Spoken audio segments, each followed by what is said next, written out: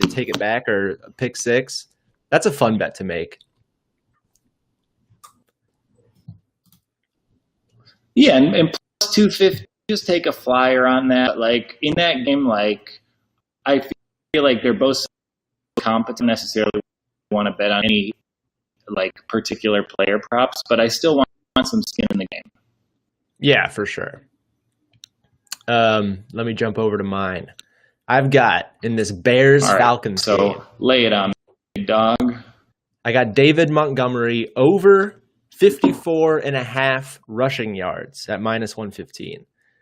The Falcons, they're not terrible against the run this year, but I think it's more because teams prefer to just throw on them for 400 yards a game. I don't think they need to necessarily run on the Falcons.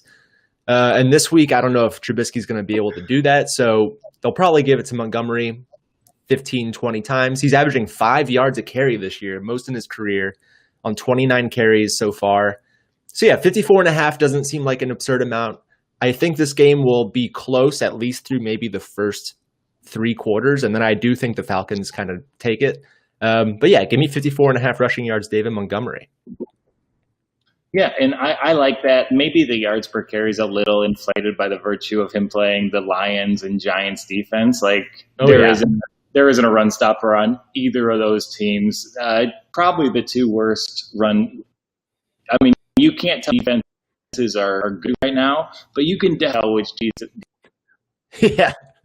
defense. And you know what?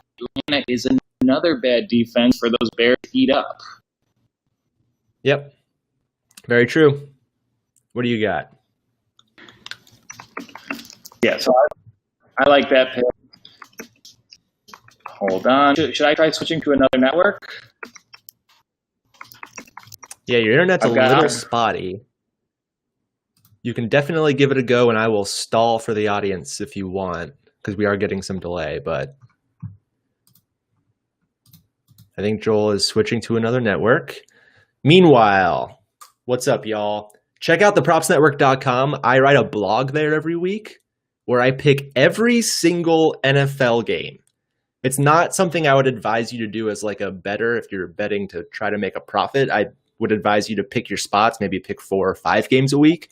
But I've challenged myself to bet on all 16 games every week until there's buys, and then it's like 14 or 13 games a week. But so far I'm 19, 11, and 2 on the year, so pretty good. I'm up 6 units. So if you want to check out some NFL picks for week 3, it just got published yesterday. So go check those out. Hopefully, I mean, I started off bad, but we'll see what happens from there. Joel's back. What's up, Joel? We're on a different connection. I know we had trouble last week, so I literally did this every day this week to make sure I had a safe, an empty bar. The hotel I live at let me work. And this goes to show you, I got to be at the bet bunker. I live in that window limit, placing wagers and yielding profits. So why do you live at a hotel? I mean, the opportunity presented itself, and why wouldn't you live in a hotel? You know, I guess. Like, I don't want to be in a. Who knows how the world will develop? And I was like, you know what? I want to try something a little weird, a little different. And hotel, it specializes in long-term production housing. Oh, okay. Not a bad fit for me. That's fun. And you know what? I am going to make the money to pay for it by virtue of this Cincinnati Eagles game. I love the Eagles money line here. And in terms of props, I see good value in, maybe great players. They're called out a little bit. There's preparing for a season. I see a Cincinnati team that's going to play for behind, and I see A.J. Green receiving yardage leader plus 275. Nice. I like that. Yeah, and the Eagles have no targets, so that's not a bad pick. Yeah, the Eagles have no targets, and the whole news cycle, we haven't been talking about Burrow's amazing start to his career. We've been talking about how A.J. Green were paid by the Bengals, and this is a guy who's not as old as he kind of feels. He's a guy who still has amazing precision with his route running and great hands, and I think that they're going to make a point to emphasize him to placate their potential star. Yeah, I like that. I mean, and Carson Wentz looks like a disaster this year. I can't see him feeding a receiver for more than 100 yards. If he did, it would have to be Zach Ertz. But AJ Green's not a bad pick at all for most wide receiver yards in the game. Oh, wide receiver yards. So Zach Ertz isn't even in the conversation. Easy, AJ Green. I'll take that any day. Yeah, plus 275. Those are amazing odds. Like, and that's most yards in a game. Like I haven't done too many NFL season, but the yardage leader is a fun bet. It's super fun. Fun to watch. Yeah, it's more enjoyable than I think like betting an over-under for a particular yardage. So, yeah, I like AJ Green to silence all the critics and have a big week against a great cornerback who's great even though he gives up tons of yards. What up, Darius? Yeah. I'll stay with this game. How about Drew Sample, the new end taking over for CJ Uzoma, who tore his Achilles last week. CJ Uzoma tore his Achilles with 8 minutes left in the game, and then Drew Sample got 6 targets after he left the game. In 8 minutes. I think he's going to be a target hog for Joe Burrow. Rookie quarterbacks, they tend to lean on their tight ends a little bit. An anytime touchdown, plus 450. I mean, it's a fun bet to make because you're hoping for a touchdown. And why not? He's a big target in the end zone. And this is why you're the NFL expert. You don't see the value in this line scrolling through a page. You saw something in the course of that game. You correlated it with how that might break down this week. And yeah, rookie quarterbacks, they throw to their tight ends more than any point in their career. Like, they truly are the safety net. And I know it's a limited sample size, but 6 targets in 8 minutes is downright incredible. Sorry, I had to. That's probably more upsetting than the bad internet connection, I would say. Yeah, trying to distract from your internet. Yeah, distract from my internet. All the other ones are good. No, I just got a glitch out. I want a glitch to make Steve look, even better than he always does. That'd be great. I wish that was what was happening and not anything else. That is what's happening. You're evolving, I'm evolving, and I'm devolving into degeneracy. This is favorite pick of the weekend for these props. Wow. I like Darren Waller. We saw him tear up the Saints last week. I don't know who was in their linebacking core, but Derek Carr had that throw anytime he wanted it. They're going to New England to play the Patriots. What does Bill Belichick do? He takes away your best option for the Raiders. Yep. That's Darren Waller. And he's a little bit limited in practice. I think this line 80s if he was 100%. So he is banged up, so we might see a limited snap as well. I love the under here. I had thought about taking his touchdown prop this week, and I was like, no, Bill Belichick is going to absolutely double him. He's the only viable receiver they have right now if Ruggs is out. Love the under here. Apparently, he told fantasy owners last night in a video that he will play this week. He announced it himself. And he's the guy who cares more about fantasy owners than any player. We saw it a little bit on Hard Knocks. And, I stopped drinking. I got into gambling. Darren Waller stops drinking. He starts caring about his a little bit more too. So, I see a little bit of myself in the Darren Waller telling his story to the fans, but I'm still going to short it. And he's a monster. I was playing against him in fantasy last week. I needed him to get less than 6 points. And so I hedged it and I took him in daily fantasy because if he blew up, I'd win daily fantasy. If he didn't blow up, I'd win my regular fantasy. He blew up and I got $20.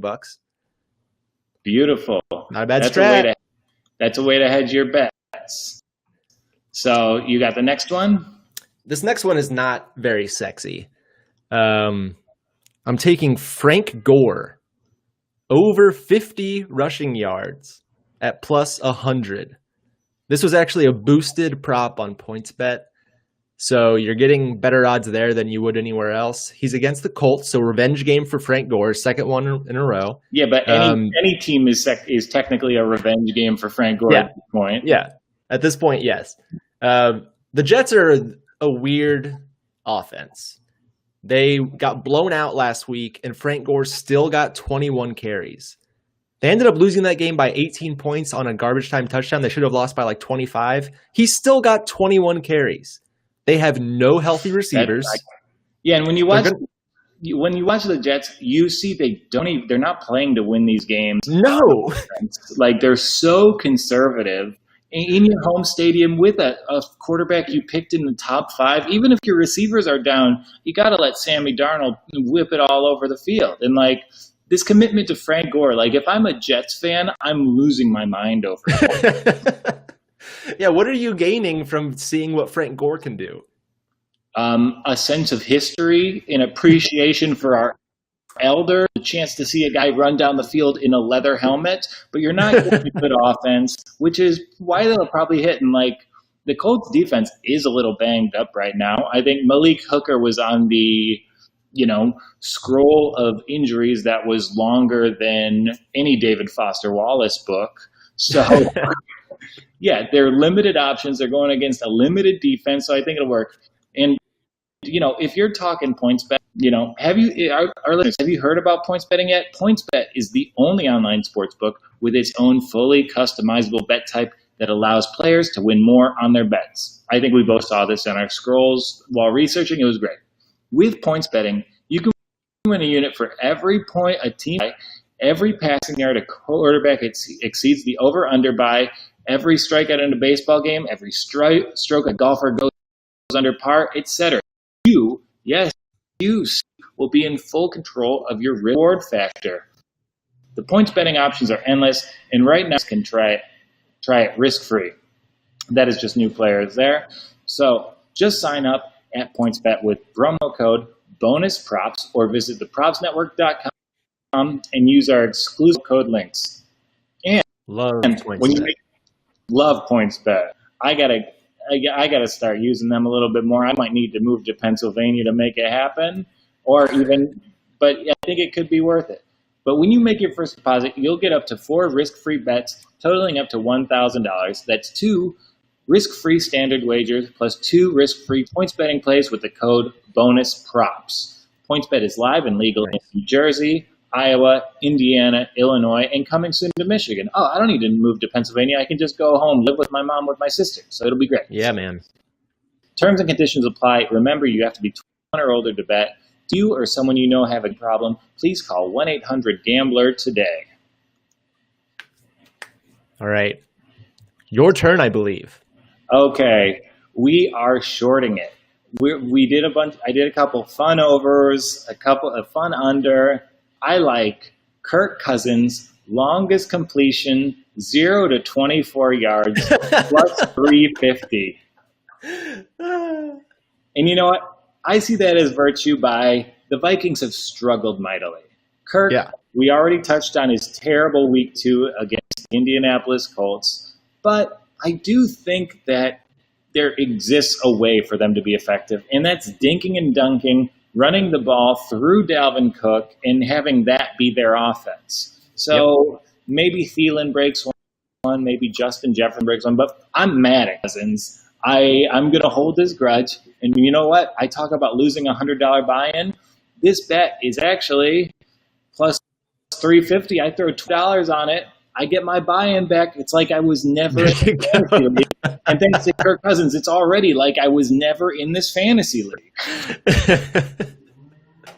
Yeah, there's nothing like getting yourself out of a financial hole than gambling.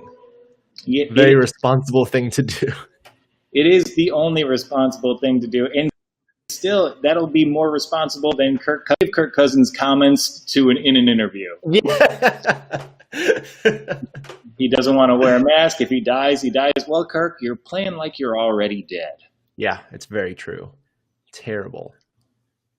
That's the Titans-Vikings game. I've got a bet from that game as well. Let's go. Or no. Is it? It is, right? Yes, it is the Vikings. I don't know the bet yet. If you tell me, I'll tell you. Corey Davis. I couldn't find an exact number. Player props this week were hard to find. I'm taking his over. How many yards do you think Corey Davis is going to get this week if A.J. Brown sits? Maybe 80. And yes. I'm comfortable taking over 75. he's their only good wide receiver. And I know you're going to say Corey Davis is not a good wide receiver. He's played pretty well this year. Yeah, and there's certain things in someone's history with a player that makes you rate them. Davis was probably victim to being drafted too high. He was picked number 5 out of Western Michigan. And, for years, he was that guy who's like, okay, this is the last person whose name I know in a fantasy draft. Yeah. And cut this year, Ryan Tannehill's like a Pro Bowl level quarterback, and Corey Davis has kind of been his most reliable. I came on before the season. I thought it was the A.J. Brown breakout, but due to injuries, we've seen the redemption of Corey Davis, justifying that draft spot. And man, it really feels like Tennessee just can't do anything wrong right now. I love it. And the Vikings' pass defense is atrocious. So I could see the Titans carving them up, especially if the Vikings sell out to try to stop Derrick Henry like the Jaguars did last week. I could see them passing for, 250, 300 yards. And this isn't an actual pick, but as a compliment to your analysis there, I'd say that if you were to bet Dalvin Cook to have more rushing yards than Derrick Henry, that has a plus 225 payout. So if the game goes the way you think it does, where, the run game's and the secondary's all banged up, I could see that being a very smart flyer.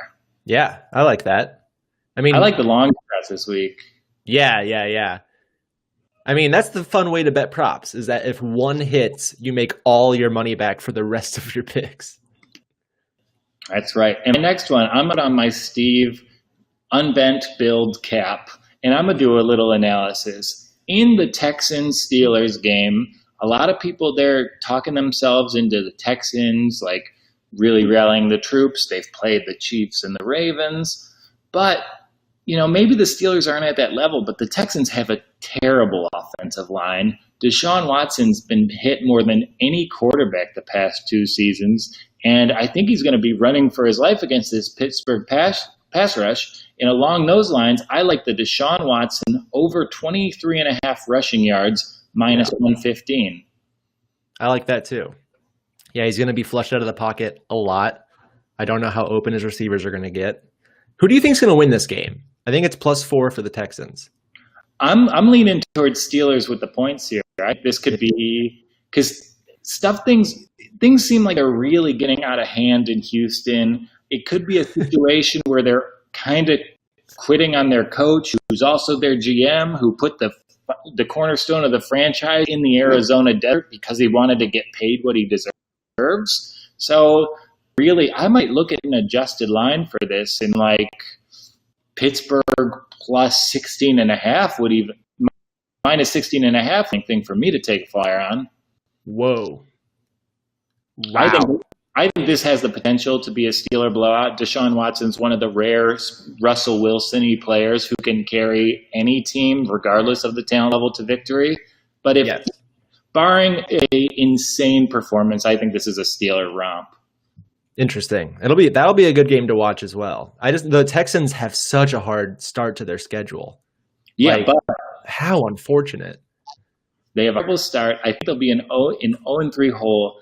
They're already plus 600 to win their division. After they lose this game, I'm putting $10 on it. And, the degree of difficulty, the downgrade from these first 3 games to playing their divisionals is huge. Huge. All their divisional opponents have a lot of these games on their docket. So yeah, that's very true. How about this fun game that's coming up? Browns at football team. You gotta love it. I found a crazy bet on PointsBet. I could take Baker Mayfield to get 19.5 more yards than Dwayne Haskins and also throw for under 470.5 passing yards. Does that all make sense to you? He needs to throw 20 more yards than Dwayne Haskins, but also end up under 470.5 passing yards. I got that for plus 295. Yeah, amazing. And I think that's actually, I love that. I love those offerings on PointsBet. They're so, and like looking at the matchup, like my only concern is that Cleveland's so good at rushing the football. Like I think Washington from behind, like as soon as we hit the second, that kind of hurts the Mayfield bet. But hey, odds, Baker Mayfield's, for all his credit, probably more of a product than Dwayne Haskins is at this time. Yep. Washington probably going to be selling out to Sun, and like if Baker is like playing at the top of his abilities, he's the sort of guy who can flummox a pass rush. And I know Washington's getting amazing pressure, but if he's going to make that bet, you know, he's going to have to be elusive in that pocket, move around, and create his own passing lanes because he's 5 foot tall. The interesting thing I found when I was researching this is that even though the football team has played from behind in both games, Haskins is still averaging less than 200 yards a game. He's only throwing the ball like 30 times a game, even though they've played from behind both times. So I don't really know what their offense is doing. He doesn't seem like the type of guy that's ever going to throw the ball 40 times. He also only completes 56% of his passes. It's just a weird situation. So I'm just kind of hoping that Baker can torch this football team defense, use the play action off of that really good run game. Yeah, it's a weird. The football team's a weird team. Yeah, because they have a really nice run game. Actually, it's been very effective. And when they look at it's Terry McLaurin pretty far down the field. Like Terry McLaurin has actually gotten off to the start I thought he would. He's the NFL leader in broken tackle and yards after the catch after week 2, and like there were a lot of similarities between him and Michael Thomas after his rookie year. And the fact that he's Bekel's new Yak King, it leads me to he's the best player that the average fan doesn't pay any attention to. Yeah. He is what Aaron Donald was 3 years ago. Yes, absolutely. Okay, so I love NFL Sundays. I usually have a good time cheering for my Lions, and I am bracing myself to get ugly in the Arizona desert this weekend. The Lions have a defense that is slow. They have a defense playing 3 of their top 4 cornerbacks, and they don't change out their personnel. Meanwhile, they're going to face Kyler Murray. Every year we get a gift of an offense to watch. This year, the Arizona Cardinals. So I like 2 props in this game. Kyler Murray over 37.5 rushing yards, minus 115. Nice. I think he could actually beat that by the second quarter. This Lions defense is not built for speed whatsoever. You saw him figure them out actually in his first NFL game. And now that he's got his full confidence, that he's got a complement of amazing receivers helping his cause, I think it's just going to be so open for him, and he's going to shred them with his feet. And I think the score of this game is Cardinals will win by probably 10 or more in my book. Yeah. But along those lines, I like these Flyers. The Lions is back, and Kenny Golladay over 125 yards is plus 375. Okay. So he's been out the first 2 weeks. Stafford's missing his favorite target, and these are 125 is a lot of yards, but not from behind for the entire second half. That's true. And Matt Stafford is like the garbage time king. He lights it up in the second half. Yeah, and like sometimes they're able to steal a win. I'm more comfortable being down 10 points in the third quarter than I am being up 10 points. Matt Patricia this week, congratulations. He became the first coach in NFL history to blow 4 consecutive double-digit leads. Unbelievable. And if you look at Galladay's career longs, like that's what makes me like this bet. Like his traditional game is maybe like 6 receptions, 77 yards, but a couple times a year he will get a 70 or 80 yard reception, and Stafford has the arm. It's not even like he breaks the play. Stafford hits him in stride. So he is the receiver on this team who can take advantage of the second strongest arm in the NFL. So I think he's a big one. And then he's the backbone of a pretty good Detroit offense that supports the worst defense in the NFL. Yeah, it's amazing. That's fun. This is why you have a defense coach, right? Known as a defensive coach. I'm also taking a bet in this game. I'm taking Kenyon Drake, 75 plus rushing yards at plus 105. Here's how bad the Lions defense is. They're the worst rushing defense in the NFL by like 20 yards a game. They're allowing over 200 yards of rushing per game. Over 200 yards per game. If Kenyon Drake gets, 15 carries, he'll get over 75 rushing yards. And I think he's going to be who they kind of lean on in the third and fourth quarter when they're up by 13 points. And if you were to take this bet against the Lions last week, Aaron Jones would have beat it on a single play.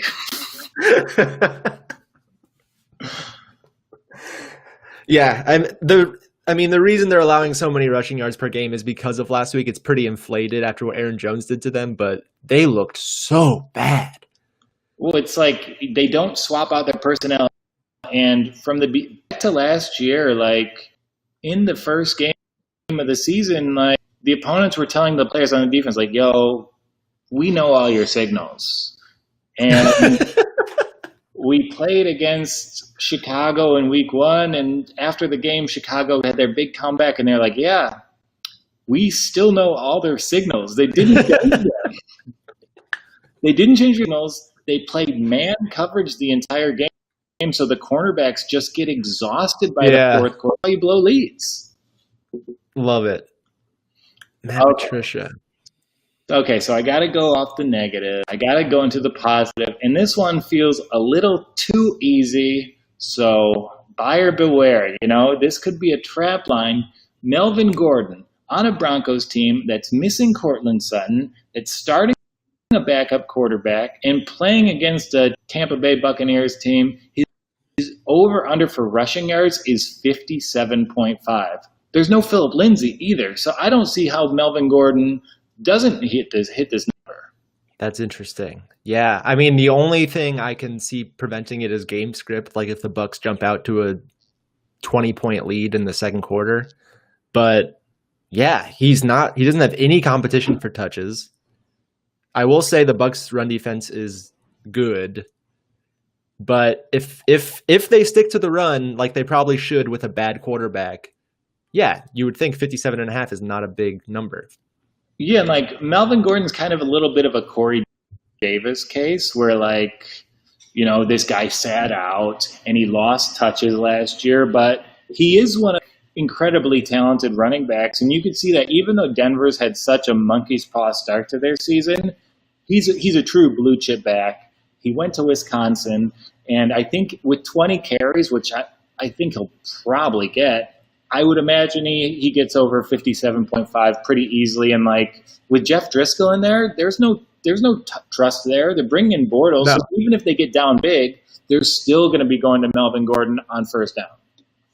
Yes. Yeah, you're probably right. I like that pick. I think that's a good one. I will be in that one on PointsBet for sure. I have 2 more. Is that too many? No, let's do them. All right, I'm going back to that Browns football team game. I'm taking the under on the first half at 22.5 points. Here's why. The football team have scored 7 points in the first half of their first 2 games. Their only 7 points came when Carson Wentz threw an interception in his own zone and the football team punched it in. Other than that, they've scored 0 points in the first half. They're a very slow starting team. As I mentioned before, Dwayne Haskins has a really bad completion percentage. They kind of take a second to get built up and figure out what they're doing. I don't think this game's going to score a lot of points. I don't think there's going to be a lot of points on the scoreboard in general. But I definitely think the football team takes a second to get figured out. The Browns probably put up 14 on them. 22.5 is kind of a lot. That's 3 touchdowns and a field goal. Like, yeah, and these are two teams that are just built around running the ball as the foundation of their. I think you're going to see the clock running through the entire first half, through the entire game. So yeah, I love that pick. Nice work on that one. hey, thanks. And my last one, don't be fooled by guy. I know his totals looked last week because he broke a long run when he was kneeling it out, but he's still the second man in a platoon. Leonard Fournette, under 54.5 rushing yards. Yeah. He's not that big of a part of the offense, right? No, his numbers were crazy inflated last week from that garbage time run. Yeah, so I think 11 carries, and he might get more touches if it ends up being a blowout, which I think it will be. But yeah. I've never had a good experience being confident in Leonard Fournette. So I'm going to continue that. This is not the SEC. You are not the feature back here. And if they're trying to round him into shape, like a lot of times running backs get their yards in garbage time, maybe I don't even know if he's going to get those carries for the second week in a row. It's hard to say. They should try to get Ronald Jones on track because he had a rough game last week. So maybe they'll give him the garbage time carries instead of Fournette. But Bruce Arians is he's the worst coach to try to figure out who's going to play. Every time a reporter asks him, like, who's your starting running back? Or, like, who's going to get more carries this week? He'll just say, whatever happens, or he'll say just the most nondescript thing of all time. So that's why I'm laying off any Tampa Bay players ever other than, like, Mike Evans or Chris Godwin. Because you just don't know. You don't know who's going to play. You don't know if Gronk's going to get more involved. He probably can't. He just can't move. He looks like Jason Witten out there. But yeah, this is fun because unless he breaks a big run, this feels safe. Yeah, I like it. But also, who knows? Yeah, what's your last pick on this one? My last one, and the one I feel the best about, is Dak Prescott against the Seahawks, 300 plus passing yards. I found it at plus 108 on PointsBet last night. Apparently, everyone else also put money on it, and it jumped to minus 200. But I think you can still find over 300 at around minus 115. Seattle has the worst pass defense in the NFL. They're allowing 415 yards per game in the air. Crazy. The Cowboys defense is also really bad. The total of this game is 56.5 right now. So if you're expecting 57 points in a game, you're going to expect the quarterback to throw for over 300 passing yards of the team that's probably going to lose. Dak threw for 450 yards last week. Yeah, and I like that. We saw Cam Newton shred this defense with Pierre Bird. Like, I think, Dak Prescott and his 3 number 1 receivers will be hitting that target fairly easily. Yeah. Like, he has so much to work with, too. I could see all 3 receivers getting over 75 yards. I think this hits. I think you could even find, like, over 350 for, like, plus 175 or something like that. Maybe if you're feeling frisky, go with that. But over 300 feels very safe to me. Yeah, I'm with you there. And before we get out of here, we have been talking about the props from PointsBet. And did you know PointsBet has the best weekly betting promos in the industries? Like right now, they have $6 for every touchdown your team scores when they cover the spread. They've got Devin Hester doing the Make It Rain special, which is the $6 for every touchdown. They've got an Alabama super booster, plus 10 for them to cover a 28-point spread versus Missouri. All over that. They had 7 wins by 28 points or more in the regular season in 2019. You got to get it. And then they have the risk-free bets that Allen Iverson signed. And I love PointsBet. I love their site. Maybe you want to use a photo from the Allen Iverson promotion. For whatever reason, it strongly features his foot, but that probably drives traffic their way. I'm not going to lie. But I think the coolest thing they're doing is they have a new feature called Name a Bet. And if you think of a line for any sport that's not listed, you can tweet PointsBet USA with Name a Bet as the hashtag, and they might add your bet to the board. That's awesome. The sports request via Twitter, that's a new one. And I actually have one that I think maybe they won't give us the line in time, but how about this? I want for this Monday night game, your 52-yard Steve, just for you, baby. I said longest field goal between Butker and Justin Tucker. Oh, good. Two great kickers. The two best kickers. So who would you have in that one? I think it'd probably be even odds seeing how Harrison ended that Charger game. I would have to take Butker, I think. For a couple reasons. I think the Ravens' offense is more dynamic and can get the ball closer to the end zone. The Chiefs might stall out further away. So, yeah, I would take Butker there. I'm going to tweet it at him right now. That's a fun one. Hey, PointsBet USA. Hashtag name a bet. And while I'm doing this, will you answer Kyle's question on the stream over how many touchdowns the Wentz wagon has this week? Oh, God. The Wentz wagon. The Wentz wagon is... 3 of the Wentz wagon's wheels have fallen off at this point. I would not advise taking any Carson Wentz props. I would maybe say if his over-under for touchdowns is 1.5, then maybe you take the over. Not suggesting you take anything more than that.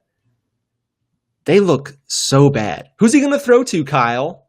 In the Twitch comments. Who's Carson Wentz going to throw to? Lay off. Don't touch Carson Wentz. He might be throwing to Kyle if they get any more injured. It is rough in Philadelphia. And the tweet is out. We will find out what the props are on that Tucker kick. Keep track of these props moving forward week. Heck yeah. So thanks for coming on the Friday prop drop. I always like talking with you. I love reading every game blog. If you haven't read it, go amazing. And Steve's an amazing hand here. You'll be well served to put your wallet in his steed. Yeah, give me your wallet. Yeah, give Steve your wallet. All right, man. I appreciate it. This was fun. Can't wait to do it again next week. Cool. I'm so sorry about my internet. To the viewers, to my coworkers at the Props Network, I'm sorry. I'm just living in that bet bunker. Get in that bet bunker, baby.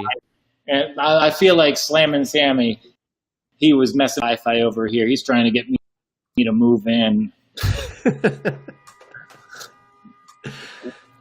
For the Props Network and the Walk On, I am Joel Walkowski. I'll catch you guys later today with my picks for this week. We have a funny video coming out, and I will be back Monday and Wednesday with new episodes of the Walk On. Thank you as always, Steve. Go Rams. Go Rams, baby. See you guys.